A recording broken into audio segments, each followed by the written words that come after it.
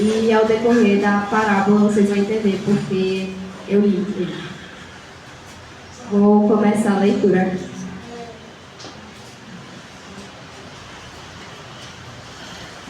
A parábola do filho perdido. Jesus continuou. Certo homem tinha 2 filhos. O mais moço disse ao pai: Pai, quero que o Senhor me dê a parte dos bens que me cabe. E o pai repartiu bem entre eles. Passando não muitos dias, o filho mais moço, ajuntando tudo o que era seu, partiu para uma terra distante e lá desperdiçou todos os seus bens, vivendo de uma forma desenfreada. Depois de ter consumido tudo, sobreveio àquele país uma grande fome, e ele começou a passar necessidade. Então foi pedir trabalho a um dos cidadãos daquela terra, e este o mandou para os seus campos a fim de cuidar dos porcos.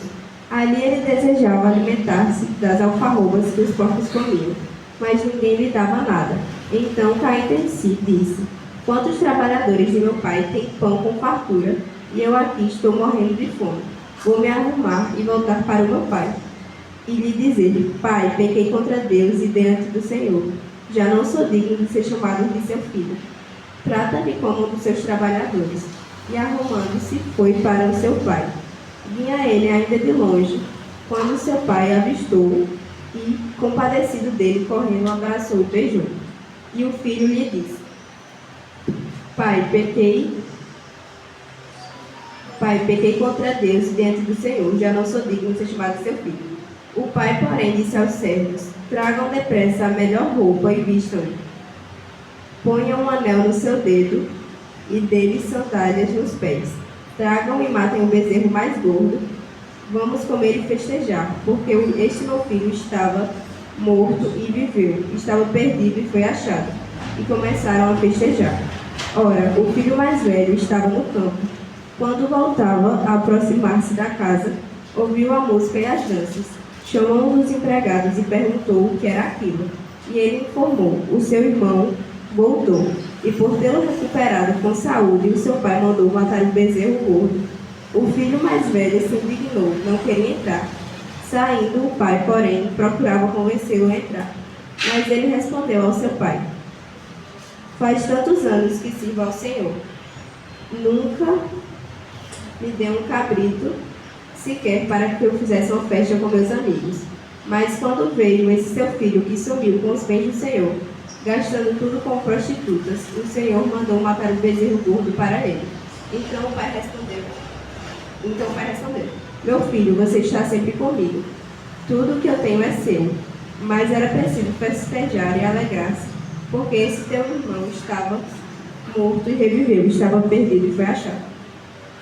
Essa parábola tem vários pontos para serem tratados, mas eu vou dar ênfase em 2. E, primeiramente, todo mundo aqui sabe que a herança só é dada quando a pessoa morre. Então, ele chegar no seu pai e pedir a herança com ele vivo, ele matou seu pai em seu coração. Foi como se os anseios dele, a vontade de viver o que ele queria, fosse mais importante que seu pai. Ele chegou e matou seu pai, né? Disse que praticamente não considerava mais ele e queria viver sua vida. E o segundo ponto, seu pai deu a liberdade para que ele fizesse isso, aceitou. No verso 12 fala: E o pai repartiu os bens entre eles. Ele não questionou sobre sua decisão, assim como Deus também faz conosco. Ele nos dá o livre-arbítrio para escolhermos nossas decisões, pois nós muitas vezes precisamos tropeçar nosso próprio orgulho para poder aceitar a vontade de Deus em nossa vida.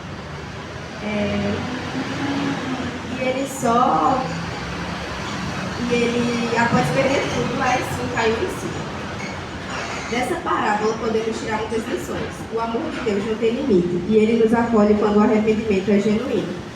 E que Ele sempre está de braços abertos para nós, independente do que nós fazemos, quantas vezes nós negamos a Deus, e Ele sempre está de braços abertos para nós.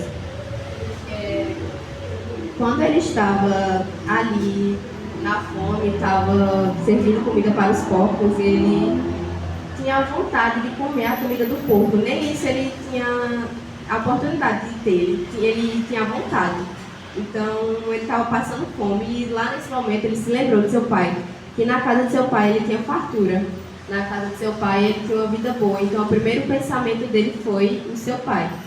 E muitas vezes assim acontecemos com nós. Como o Antônio estava dizendo, né, ali, que nós crescemos na igreja. E mesmo assim eu já me afastei de Deus e fiquei por muito tempo assim querendo viver como ele, filho pródigo. De uma forma desenfreada, vivendo a vida de qualquer forma, como se Deus não existisse. Mas quando eu estive no pior momento, meu primeiro pensamento foi Deus. E foi ali que eu voltei e ele me aceitou de braços abertos. Em nenhum momento eu me senti desamparada por Deus, pois eu sei que Ele sempre está pronto para nos acolher. E na Bíblia nos fala que haverá mais alegria no céu por um pecador que se arrepende do que por 99 justos que necessitam do arrependimento. Nessa parábola, o irmão mais velho, ele não ficou alegre quando seu irmão voltou. Pelo contrário, ele se sentiu irado, porque isso nunca tinha acontecido com ele, de o pai entregar o desejo e festejar para ele, mas ele julgou, ele não achava que seu irmão era digno do perdão do seu pai, já que ele tinha gastado toda a herança dele, tinha feito sua vida de qualquer forma, sem pensar em seu pai. Ele sempre esteve ali junto ao seu pai. Mas quando o seu filho voltou, o pai não pensou em nenhum momento, no tempo que ele passou longe, não foi diretamente falar, você está errado, você vai ser meu servo. Pelo contrário, ele deu a posição de filho novamente, pois ele estava querendo voltar como servo. E o seu pai, quando ele falou em servo, seu pai já cortou, já disse, tragam as melhores roupas e as sandálias e coloquem em seus pés. Então Deus, ele quer isso, ele não quer que nós sejamos servos, ele quer que nós sejamos filhos. Pois quando ele entregou seu filho para morrer por nós, foi para que nós estejamos em posição de filho para ele, que a cada dia nós possamos buscá-lo e nos arrependermos. Então, quando, por exemplo, muitas vezes acontece, né, de vir um irmão voltar para a igreja, ele já passou por muita coisa lá fora, e a gente não olhar com o olhar que Deus olhou para o seu filho, olhar com um olhar de amor, mas sim com de julgamento. A pessoa estava lá fora, eu estou sempre aqui na igreja, porque agora ele está assim. Mas nós temos que ter um olhar acolhedor para o nosso irmão, pensarmos que poderia ser nós, né? A gente tem que sempre estar buscando acolher e fazer assim como Jesus fez, acolher e abraçar o seu irmão.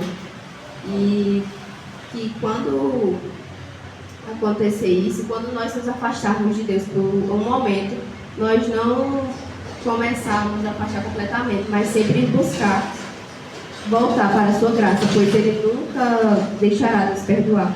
Ele sempre está de braços abertos, sempre está à nossa espera.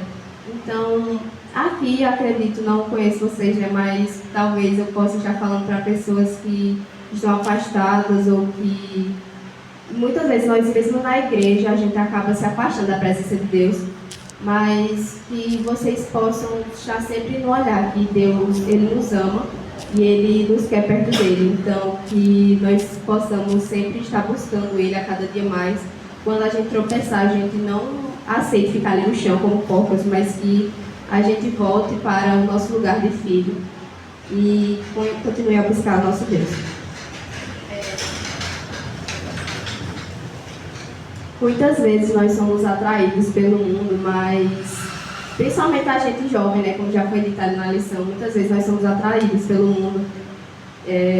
O mundo tem muitas coisas que nos oferecem, que são prazeres, que a gente vê assim como se fosse uma coisa boa, mas no reino de Deus tem muito mais a nos oferecer, tem muito mais coisas boas. No momento pode parecer que a gente no mundo ali curtir em festas, esse tipo de coisa, seja uma coisa prazerosa aos nossos olhos humanos. Mas imagina o quão maravilhoso vai ser a gente estar do lado de Deus nas mansões celestiais. O quão maravilhoso deve ser, né? Porque na Bíblia nos fala que nossos olhos não imaginam o que Deus tem preparado para a gente. Então, imagine como deve ser maravilhoso, né?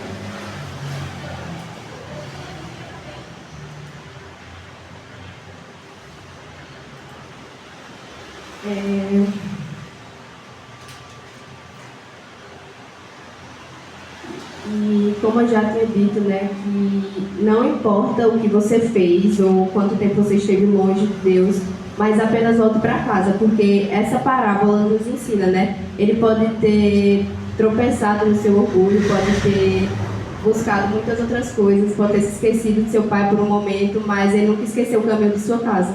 Ele soube que seu pai era um pai amoroso, que independente do que ele fez, se ele tivesse feito tudo isso, seu pai ainda estaria de braços abertos para ele, estaria buscando, estaria atrás dele. Antes dessa parábola do filho pródigo, tem duas outras parábolas, que são a parábola da ovelha perdida e a da dracma perdida. Aproximavam-se de Jesus todos os publicanos e pecadores para o ouvir. Os fariseus e os escribas murmuravam, dizendo: este recebe pecadores e come com eles. Então Jesus lhe contou essa parábola: qual de vocês é o homem que, possuindo 100 ovelhas e perdendo uma delas, não deixa no deserto as 99 e vai buscá-la? E quando a encontrava, põe sobre os ombros, cheio de alegria, e indo para casa, reúne seus vizinhos, dizendo: alegrem-se comigo, pois encontrei a minha ovelha perdida. Digo a vocês que, se assim, haverá mais alegria no céu por um pecador que se arrepende, do que por 99 justos que não necessitam do arrependimento. Na parábola da ovelha perdida, a ovelha se perde. Então, o seu